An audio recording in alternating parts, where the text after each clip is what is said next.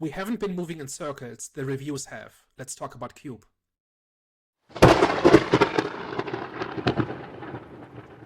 This is Have You Seen, in which we talk about a movie that some of us know well and others have just seen for the first time. This week we are talking about Cube from 1997, which is a science fiction horror film about a group of people who wake up in a cube-shaped room, which has doors in all directions. It turns out that each door leads to another cube room, that one leads to another, and so on. They run into each other and they realize that they are in this giant maze of cube rooms, and some of which are trapped, and they're without food, without water. They don't know why they're there, and they don't know who put them there. And so the movie follows their attempts to figure this out and to survive and to get out of the cube. So this is a movie that came out in 1997, and it quickly became a cult classic.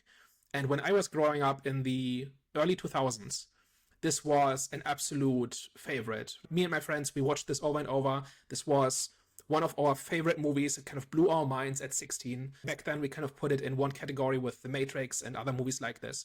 So like philosophical, brainy science fiction, that sort of thing. So for me, this movie has a special place in its heart, but I think you two have just seen it for the first time. So having just seen Cube for the first time, what are your takeaways?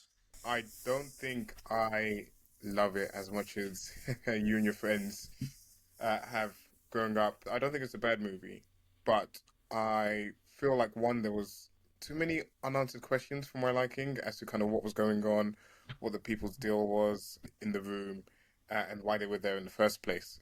And then the other issue I had was some of the acting felt a bit forced, a bit stale in places. And I get that.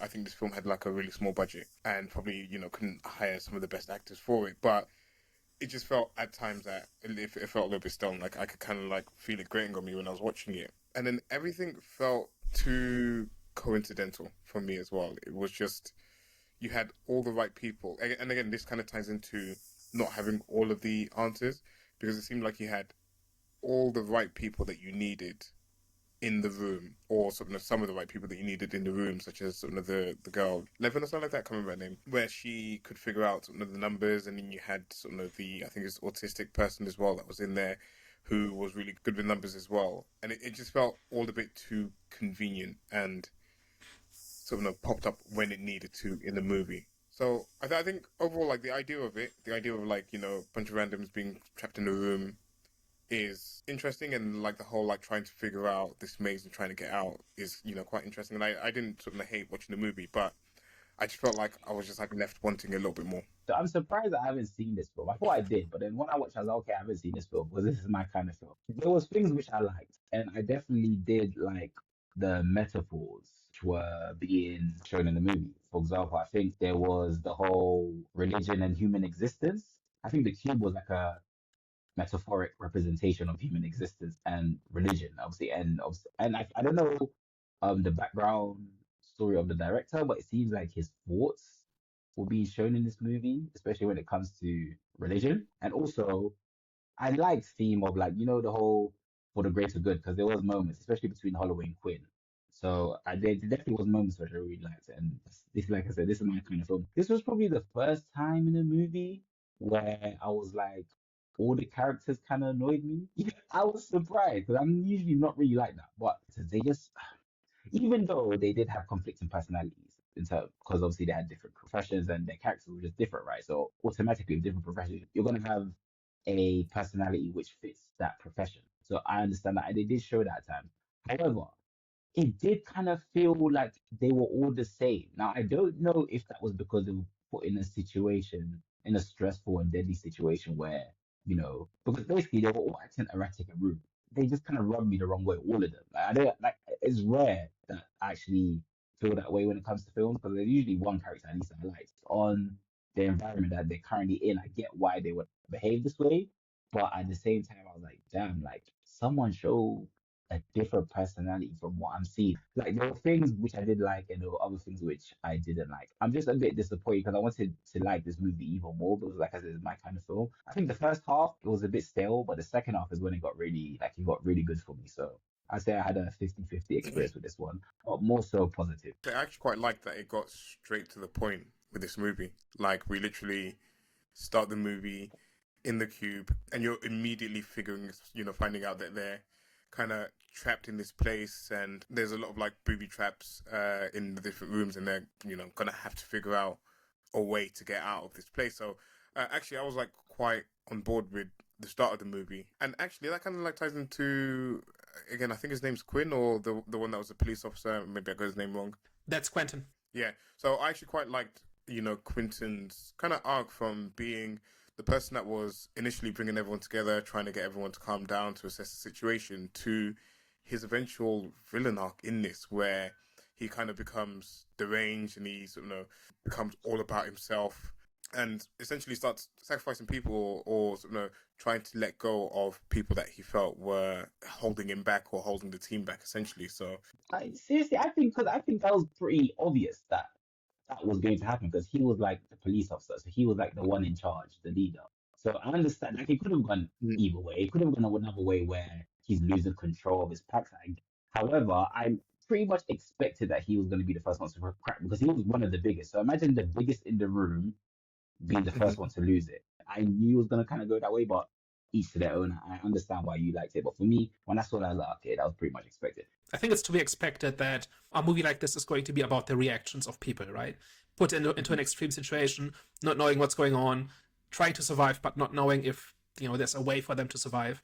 And I think it makes sense that some people will try to help each other, some people will just shut down and panic, some people will try to control or exploit other people. I think it's a bit like The Mist in that way, right? Where people's personalities come out and people's true self kind of comes out in that kind of situation, right? Maybe we can go over the plot a little bit and see kind of like what our big takeaways were. So I think this movie is very plot focused, right? Like it's very high concept. It's like you said earlier, it starts right in the middle of the action, right? We don't see them being abducted.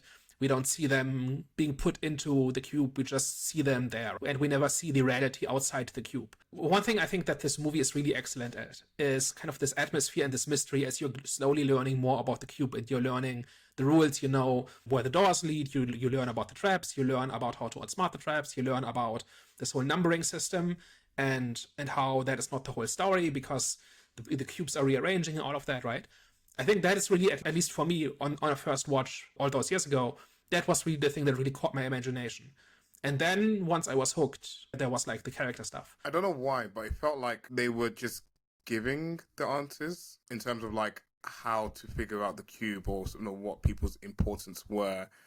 It didn't, like, to me, it didn't feel earned. It didn't feel like it was like this like great character kind of psychological breakdown of like who everyone was and why everyone was there. It just kind of like felt like, oh, there's numbers. Oh, like it could like, what could have been interesting is like seeing the girl that was breaking down the prime numbers get one or like so wrong at the start. She like kind of see that they're like trying to figure out, and as they're figuring out, they're potentially losing people at the same time. So it just kind of adds to the tension and adds to the risk involved in trying to escape the cube. But I don't know, as I was watching it, I was like, oh, like, he's kind of figured this out too quickly. He's figured out why she has her glasses a bit too quickly, and it just kind of was moving at a fast pace. But I was on board with it. I was like, okay, cool. I don't think it's like meant to be like the main focus of what was going on. I think it was just to kind of like help the story move along and help them to kind of move from room to room so that we can then get the different character interactions in the different rooms and as they progress and as they kind of get closer towards reaching the end of the maze. But it was just like one thing that stood out to me was just how quickly things were being laid out. It is a little bit of a case of because the script says so, right? Like where people just immediately stumble on like the really key important detail, right? Like who is it? Like Worth? Like the fact that he just remembers that, oh yeah, I worked on this when I thought it was just some random engineering project, but now it kind of falls into place, and it is big. Like, I think they are largely justified, right? So I think he recognizes a piece of the door mechanism that he designed, and then it kind of falls into place. And for a lot of the others, it's mostly just their professions. Like one person is a mathematician, and that happens to come in really handy, where it's basically a math puzzle, right, and stuff like that, right? So like you kind of see the idea that, oh, isn't this all a bit convenient? I think the reason it's never really bothered me is because the plot doesn't really hinge on that, right? Like, obviously, the movie's gonna be about figuring out how the cube works and trying to get out and learning more about, what it is for and who built it and so on. But I don't think, like, any of these coincidences really get to the heart of that plot, right? It's more like they're kind of realizing that not all of them, but many of them have something to do with the cube, right? One of them built it, and another one worked on math that was related to the cube and stuff like that, right? One of them is an escape artist, right? So they're not, like, first of all, they're not random, right? Like, these are people who are put in there for different reasons, right? But they're not all the same reason, right? They're not. It's like, it's not a challenge, right? This is not like Saw, where they are faced with like a task, and if they fail it, they die. No, they're all supposed to die. There's not supposed to be a getting out.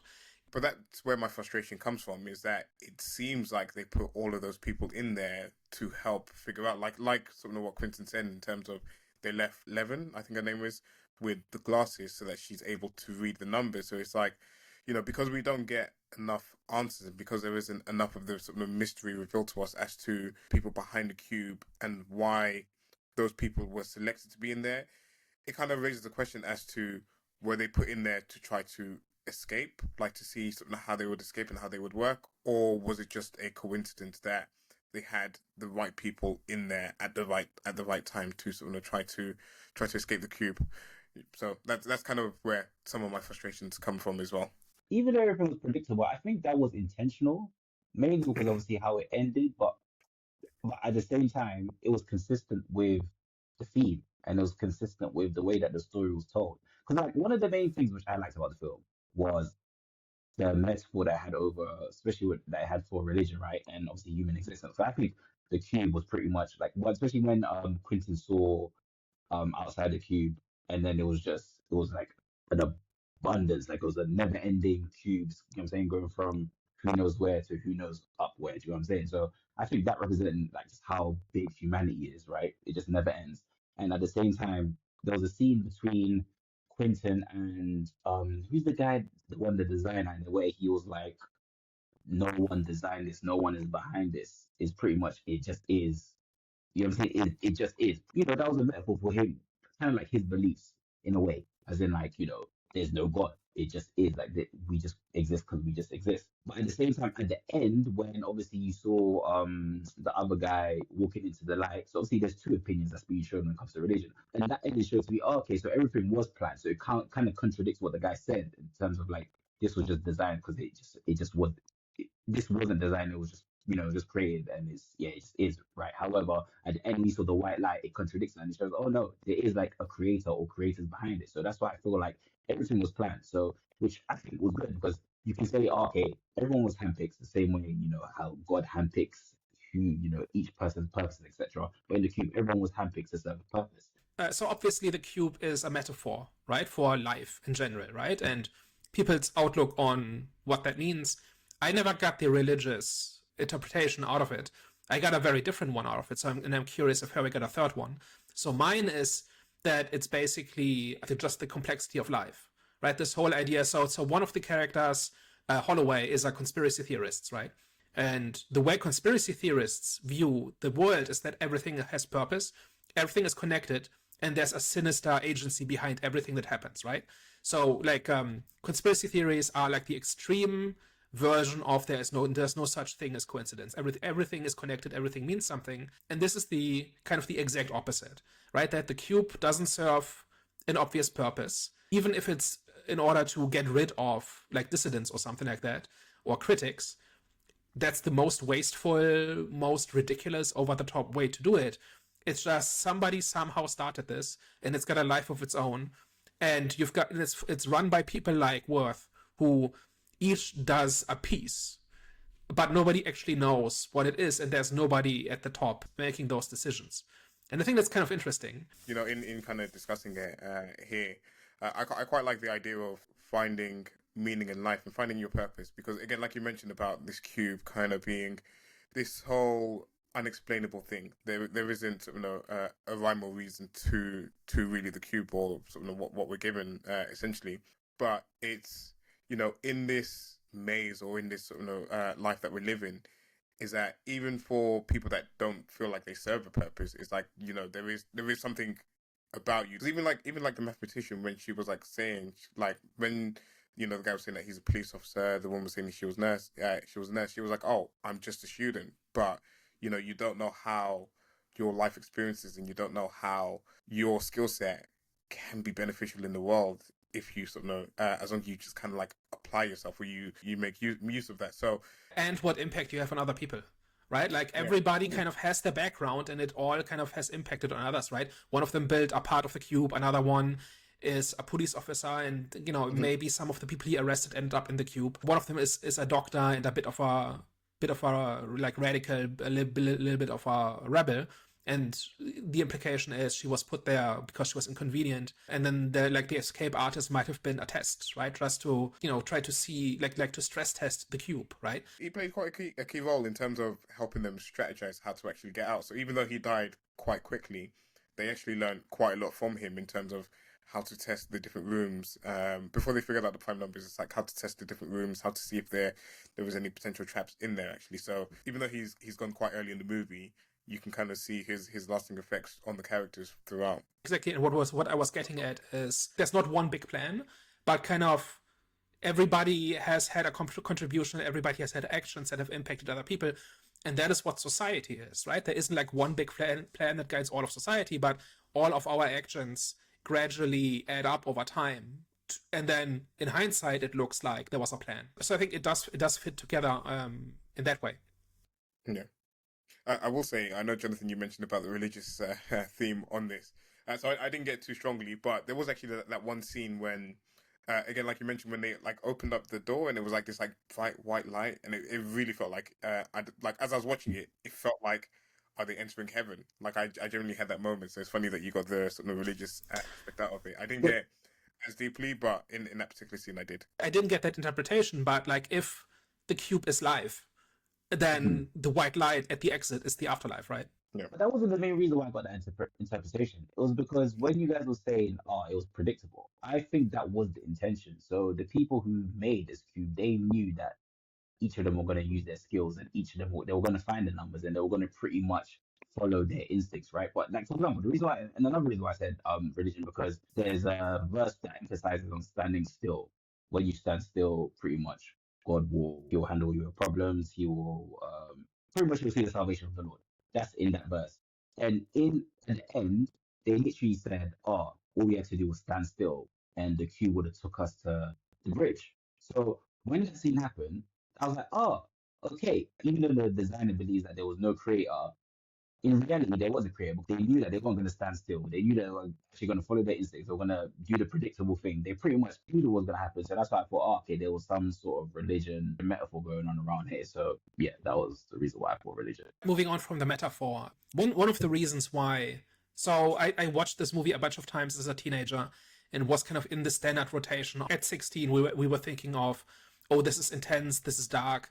Let's watch some people get killed, right? Like that was our slasher movie. Like we never watched like Halloween or Friday the 13th or anything like that. We watched Cube, right? Because we just happened to know it, right? And as I rewatched it again after a long time, I did see it a couple of times in between, but it's been a few years since I saw it. And now watching it again, one thing that really struck me is this idea that I've said before, that all you need for a movie is a couple of actors and a location and a tight script. And I think this movie has all three, right? It has an interesting location in the form of the cube and the traps. The mechanisms give them something to figure out. You have a couple of characters who, like, however, you said earlier that the acting was pretty terrible. And I kind of agree. Like, these are like Canadian D-list actors for the most part, right? I recognized David Hewlett. He was one of the main characters in Stargate Atlantis. That's where I know him from. Nicole de Boer was in Star Trek. The others, I don't think I've seen in anything. So I think they're all kind of like Canadian character actors that were available for cheap for an afternoon. And that's how this movie was made. But I do think they do the number one job of an actor, which is to bring the characters to life and to make you care about them. At least I did. Once you're there, you're kind of invested in the deterioration, because a lot of this is basically not so much like the mechanics of the cube, although that's fine, that's there. But what's really interesting is how different people are reacting to this realization that they are going to die, probably. Right? That not only have they been kidnapped, but this is a death trap and it's not meant to be survived, and they probably won't. and different people react differently to this. But I found it hard to connect with the characters because of my earlier point. It felt like they were all behaving in the same manner. Like I don't think they said anything besides their profession. I don't think they said anything about themselves that made me want to see one of them succeed.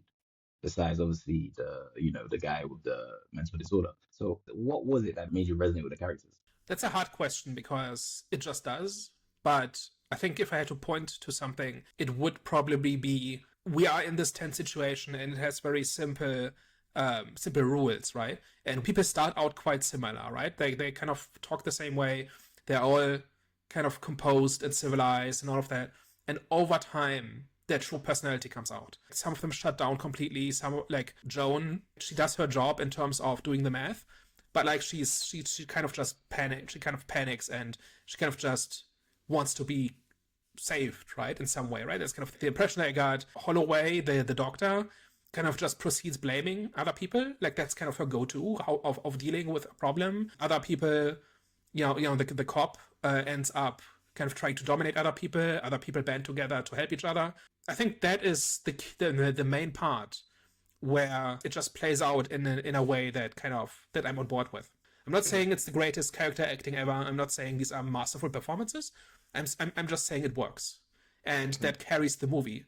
And the traps provide some tension, and the mystery of okay, who built the cube and who put us here is kind of also there. But I think the thing that really carries the movie is the interactions between these people as they have to decide how they're going to react to this situation. I think I was like somewhere in between the two of you. I did have like some connection with the characters. Funny enough, naturally gravitated to the villain of this movie for whatever reason at the start, and then started slowly realizing, okay, maybe he's not the good guy in this, which was a bit of a revelation for myself as watching it. I mean, it kind of starts out as just taking charge, right? Which initially is not the worst thing. But then he increasingly becomes controlling and exploitative. He's not simply the bad guy from minute one, right? There's a progression there. Yeah, exactly. Yeah, that's kind of what I was like kind of getting at, is that like at first I'm like on board with what he's trying to what he's trying to do, trying to sort of create some type of order or some type of calm, but then just slowly progressed and got worse and worse. And this backstory that he gave about his wife and kids started to become a little bit more sinister in terms of was he abusive to her and the kids and stuff like that. So his character took a turn for the worse, and I was on board with that. And then when he became a villain, I was like, oh, okay, damn, that's a shame. My connection with the characters is summed up by the mathematician's death, in terms of once they were getting towards the end, I was like, oh, it would be nice for her to survive. And then when you have that shock moment where she's stabbed, I didn't have a strong reaction like, oh, I'm like really upset that she died. I was just a bit like, damn, it would have been nice for her to survive, but she didn't. But also who survives and who doesn't isn't really driven by who deserves it, right? It's just how it happens. It's just it's just life. Yeah, exactly. But it's just kind of like more towards the connection to the people in terms of there was that one of having experienced the cube, through their perspective of what in the mathematician who put probably the most work in trying to sort of figure out what was going on, to be one of the ones. And guess what? The person who does all the work doesn't get the reward. Doesn't get the credit. This is life. Another thing I really like about this is how there is drama, but a lot of it is just people trying to figure it out and trying to adapt, right? The whole thing with the buttons, for instance, that if you suck on the buttons, it keeps the saliva flow going and it delays dehydration, right? That's just one of these little survival tricks that people would figure out very quickly, and they would share that knowledge, and doing that would be key to survival. The thing about the boots, that they realize they can use their boots to trip at least some of the traps. People can adapt to just about any situation, right? And to the most extreme inhuman situations, go in like throughout human history into the worst, most dehumanizing, most desperate situations, and people have lived there, right? They've figured out how to live. And this was reflected in this movie too. They were immediately looking for ways to adapt to this new situation. There's a limit to that, right? They can't make any food, they can't get any water, but there's like little things they can do and little things in which they can change and adapt to the situation. That's also like a neat touch, I think. It goes into this whole the cube is life in general kind of interpretation. Yeah, I would agree with that. I think the survival instincts in this movie kind of reminded me of prison, even though I've never been to prison. But when you see videos of like prisoners, the way that they're so creative and like create certain things just to survive, like when it comes to cooking, when it comes to communicating with each other, like if you've seen prison videos, then you know what I'm talking about. But yeah, I definitely do agree with that. It was definitely shown in this movie. You know what else people in prison do? They form gangs. Guess what the people in this movie do? I think in spite of the cheap production values, right? This was made for $350,000 Canadian in 1997, which for a movie is pretty limited. It's a couple of people in a room, right? It's like reused props all over the place. The acting is not of the highest caliber. I think that's the sort of thing that lends this a kind of relatability and believability, even though the scenario is completely absurd, right? No, like nobody's ever going to be in a situation like this. But if they were, this is how it would be. I fully acknowledge all your criticisms of this movie. And I realize it's not a piece of art, but it is a cult classic, right? Like a lot of people really latched onto this. It ended up making $9 million, which is something like a 30 times multiplier. That puts it in one of the more successful movies if you use that metric. But for me personally, this is just like nostalgia. So I grew up as an expat child in Asia in the early 2000s. We had a very small community. Our social life was basically buying bootleg DVDs on the market and going to watch DVDs Friday evening. That was our social life. And this was before the internet was really mainstream, right? And so we randomly latched onto movies that just happened to be on the market, right? That one of us found, and then we showed them to others, and it kind of got passed around. There was like a scarcity element there where we had no idea what movies were out, and we kind of just watched whatever we found, and some of it really took off with us. And so for me, this is a movie everybody knows and everybody loves, because everybody I knew at age 15, 16, 17 loved this movie. But a lot of other people haven't. And watching this movie just the other day to refresh my memory in preparation for this, it kind of put me back into Shanghai 2002, right? Like with my friends on the couch watching DVDs until 2 a.m. It's like it's one of those movies. And that is kind of why I wanted to bring it up, because obviously you don't have this history, right? This movie would have been much older by the time you got around to watching it, right? Like if you had discovered it at the same age, right? So when I discovered it was a couple of years old. And I think that hits very differently than if you discover it when it's 10 years old. I definitely give it the benefit of the doubt. I don't like saying this, but I don't know if it's the first of its kind, but you can definitely see the inspiration other films have had with this, especially when it comes to a film called The Circle. If you guys seen it on Netflix, and I'll say that's a film that I do like as well. So you can definitely see the inspiration that of other movies when it comes to like social experiment type of movies. I'm assuming got from this one. And was okay. So wait, was this first of its kind? I'm sure there was social experiment movie before this, but in terms of like the big, like you said, this was like a big breakout film. Well, in terms of the budget in comparison to what it made in the box office sales. So was this like a social experiment type of film, which was one of the biggest ones, as in like one of the first biggest ones? So this predates The Matrix by a year, I think. I think that came out in '98. There must be like 70s science fiction movies where that happens too, where people are kind of just put into that kind of situation. And I do think a lot of movies probably did receive inspiration from this movie, and I could see because they did have a lot of good ideas. And like you said, it relied heavily on a good script. And because if it didn't have a good script and it just relied solely on an idea and obviously the acting, then it wouldn't have been the cult classic that it is today. But I definitely do see why it would be nostalgia for you, and I do see why it would connect with many. Because like I said, it had many, like, this is fun. Like, this subject matter is fun. And the way that they did convey the messages and the metaphors and symbolisms, it was fun. It was definitely fun to watch, and it was refreshing to see. It absolutely developed a cult following, and there's actually 3 sequels that kind of build on this. There's Hypercube, Cube Zero, and there's a Japanese remake from 2021. And I've not seen the Japanese one, but the others are not great. And the reason they aren't is because they expand the lore, but in a way that kind of undermines the story. So one of them kind of just shows the people operating the cube and gives just way too much information. I think the third one was about how it was built. You get kind of an outside look at how the cube is operated, and I think that ruins the entire movie. Like, I think this movie only works if you don't know what's going on, and it's purely about people's reactions to the situation that they're in. As it's a sequel, progression in the story, especially with the way that this movie ended, could you argue and say that was the wrong route to take? Because I don't really see it. Like, they could have did a whole Saw, because I think for Saw, for a couple of seasons we didn't know the mastermind behind the sadistic things that was going on until, like, I don't know, after episode, like movie 3 or 4, I'm not too sure. But with this one, doesn't it kind of make sense to show the behind the scenes and the people that are actually responsible and how the cube works? Because obviously at the end we see that there is actually a way out. It's actually a case of it makes sense and it's still a bad idea, I think. Because first of all, I've seen those movies and they just don't add to it, like to the experience of Cube. But also, like on paper, it makes sense, right? Like the next one should develop the story, it should develop the concept, right? But then they do, and it's not great, right? We just seeing people go through like the process of administering the cube, and I think they decide. I think that's where somebody is delivered into the cube, and we see what goes into that and stuff like that. It's not good. Like it's not. It does not. It sounds a bit too like procedural as to like, this is how we do our job. Where And on paper it should work, right? Like on paper, seeing bureaucratic evil, like these are normal people. Again, like historical parallels, right? Like name people who kind of made the machinery of horrible, terrible things work. They are regular people and they go home to their families at in the evening, and they play with their dog, and they have hobbies and whatever. They're not monsters. They're people. And on paper, seeing those people who operate the cube with such indifference and cruelty, like this cube serves no other purpose other than being cruel, right? So on paper that should be interesting, but it's not. And I can't quite put my hands on why not. And I'm sure there are people who like those movies, but I don't think they're quite as well received. And I think the reason for it is kind of the core appeal of Cube. And the core appeal is the mystery. Well, not the mystery, but because mystery implies that the answer is interesting.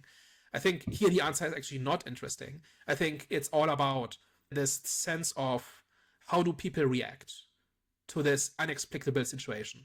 No context, no negotiation, no second chances. This is just your life now. And you're probably going to die. What do you do? How do you go out? How do you spend your last day on Earth? Are you a good person? Are you a bad person? Do you try to fight back? Do you shut down? Do you try to kind of take what you can get from other people? Or do you try to help? Right? I think that is interesting. And kind of the traps are kind of trappings. They're also there, but like in terms of on a story level, I think that's what makes this movie tick. And seeing the prison guards, I don't think elevates them. I think that stood out to me in this movie was, I can't remember the guy that took part in designing the cube. When he was asked, how long have you known that people have been being put in this cube, and he said a few months. And maybe I haven't seen the second movie, but what could have potentially been interesting is seeing how people like wrestle with that. If you're going to take the focus of looking at people outside of the cube and the people that are running it, again, like you mentioned, how do you live that normal life knowing what's going on inside the cube? And it's quite similar to like a not a social experiment. It's like a bit of like a psychological study on the Nazis during World War II, in terms of the people that were doing these horrible things were just like normal people. They were just like regular people, but because they were getting the message from above that this is what they needed to do, they just kind of partook in it and didn't question authority. And it could have been quite interesting to maybe explore something like that through the cube, and through someone that's just working a normal job, trying to like get by, make ends meet, etc. I know the guy that we had in this movie didn't really have a purpose. He kind of didn't really feel like he had a life outside of that. But how does someone that has a family that's sort of super reliant on them react to it? How does someone that's living a life that they never thought that they could live, through sort of being paid an exorbitant amount of money to be part of this process, how do they wrestle with having these nice things at the expense of sort of other people? It would have been sort of, it sounds like it. Well, again, this is just my idea, and like we said, the idea of looking at the cube from the outside was still a good idea, but executed wrongly. But I feel like that could have been sort of an interesting question to look at, especially because the first movie is very heavy on the social experiment side of things, on how do people react in sort of this situation, how do people sort of interact with each other, how do people sort of kind of like come together and work together. It's then sort of answering a different type of psychological question about people as well. So yeah, that's just kind of like my 2 cents on what the sequel could have been. Yeah, I don't think it's impossible to make a sequel to Q, but I think you have to be really careful whenever you make a sequel. Like, what's the core appeal of this? What does the audience like, and how far can we change it before it's no longer that? Right? That's always a challenge. But the same with like Netflix series The Interview, even though it's all based in one location and pretty much a similar format, that's not the selling point. The selling point is obviously how each criminal reacts to what they're being accused with, and just trying to prove their innocence. And like you said, the reaction is the selling point. I definitely do see, even though it would have been like a repetitive cycle, it would have been a fun repetitive cycle because the reaction, like you said, is the selling point, and that actually is fun to see. So I see it. I agree. All right, any last words on Cube? Do they want to make you watch more of it, or is this one and done? I think for me, it's probably a one and done. I actually do feel like if it was remade, it could be done a lot better. It was 3 years ago. Oh, was it? How did that go? I actually haven't seen it. I only found out about it just now. But the 2021 version is a Japanese remake of the first one. I actually want to watch this now because it's usually the other way around. Usually, classic Japanese horror and sci-fi movies get remade in America, and they often change quite a bit. They're often made like 10 years later, made by different people for a different audience and so on. I don't know any other examples where there's a Japanese remake of a popular American movie like this. So I think I'm going to check that out. I don't know how available it is, but yeah, that could be interesting. Yeah, no, that's kind of made me want to check out as well. Yeah, for me, I feel like there's a lot of potential in this, and there's a lot of potential in the story, the characters that they brought together. I feel like it just needed it. You can see the budget in this movie in terms of the actors, the scope of it, how they were able to bring the story to life. I actually will give it praise on its settings. Like I was sort of fully immersed and fully invested in the Cube settings, the different colors, the different traps. It was quite creative in that front. And I mean, they started off, especially with sort of a small budget, they started off bold with having a guy literally cubed by the first trap, which is pretty ironic. So it's not a complete dud for me. This movie, it's just a middle of the road type of movie with more potential than with more potential if it was kind of like remade and done better, which I'm sure I'll check out in the Japanese version. I've seen Cube Zero. That's the second movie. I didn't realize that it was a sequel. Actually, pretty much, from what I could remember, I think I enjoyed it because, like I said, those are my kind of films. But this one, kind of similar to Hervey. I think it was kind of 50-50, more so pushing towards the positive, kind of like giving it the benefit of the doubt regarding like the acting, obviously because of the budget. I kind of enjoyed the aesthetic of it. I actually didn't like. You could tell it was low budget, but it wasn't low budget to the point where it was unbearable to watch. I think it totally fits. I think the aesthetic fits the kind of story. It's very small. It's very personal. I think they put the money where it needed to go. It doesn't look cheap, I don't think. Yeah, it doesn't look cheap. I do agree. It's just like I said, the issues that I did have with it, it was the characters for me. God, like I said, I think I felt like they were all kind of felt like the personalities were the same due to the way that they were just acting. The second half of the movie got really. That's where it kind of like caught me in terms of like the engagement. So I had a good experience. A good experience. It wasn't great, but it was good. And I think Cube Zero is ready. I'm going to check out the third film. I haven't seen the third film, and I am going to definitely check out the Japanese version because I thought that was the one that you said we should watch. But yeah, I'm going to definitely check out the other Cube movies. Okay then. Well, it looks like we've reached the end of today's discussion. Guys, thank you very much for tuning into today's episode. As always, if you liked what you heard, tell a friend, and if you hated everything we discussed today, tell an enemy. We are the Eye of the Storm podcast. All right, guys, you heard it here first. We'll see you next week. Au revoir. Ciao.